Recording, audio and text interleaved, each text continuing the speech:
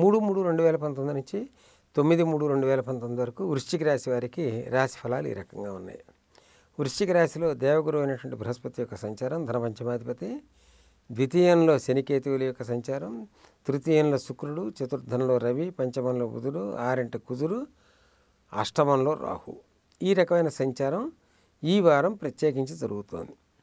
అంటే అష్టమ స్థితికి రాహువు చేరాడు వృశ్చిక రాశి వారికి.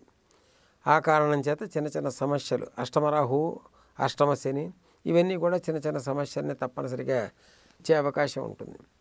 ఆ ఇబ్బందులను ఇచ్చే అవకాశం గురించి మనం విశేషంగా ప్రస్తావన చేసి మానసికమైనటువంటి భయభ్రాంతికి లోనయ్యే బదులు పరిష్కారం ఏమన్నా ఉందా, పరిష్కారం ఉంటే చేసుకునేదానికి అనువైన రోజు ఏది అని గనక విశ్లేషించి తెలుసుకోవాలని అనుకుంటే 4వ తారీఖు మార్చి మహాశివరాత్రి, 5వ తారీఖు కృష్ణంగారక చతుర్దశి, ఈ రెండూ కూడా విశేషంగా లాభిస్తాయి. కాబట్టి ప్రత్యేకించి ఈ వారం అంతా కూడా రాశి ఫలాలు తెలుసుకునేటప్పుడు దీంతో అన్వయం చేసే చెప్పడం జరుగుతోంది.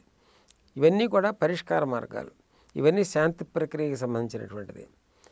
వృశ్చిక రాశి వారు రుద్రాభిషేకం, మహాన్యాసపూర్వక రుద్రాభిషేకం కనుక చేయించుకోగలిగితే, శివరాత్రి రోజున ఆ నియమాలు పాటించి రుద్రుని కనుక అర్చన కనుక చేయగలిగినట్టయితే, విశేషించి సువర్ణ జలంతో కనుక అభిషేకం కనుక చేయించగలిగితే, జీవితంలో ఏ కారణం చేతన్నా ఏ అసౌకర్యం ఉన్నా సరే అది తొలగిపోతుంది. తద్వారా పుష్టిగా, అంటే సంపదని అభివృద్ధిని ఆకాంక్షించే ప్రతి ఒక్క వ్యక్తి ఈ రకమైనటువంటి ప్రక్రియను కనుక అవలంబించినట్టయితే హాయిగా సుఖకరమైనటువంటి జీవితాన్ని తప్పనిసరిగా పొందగలుగుతారు అని చెప్పి శాస్త్రం చెప్తోంది.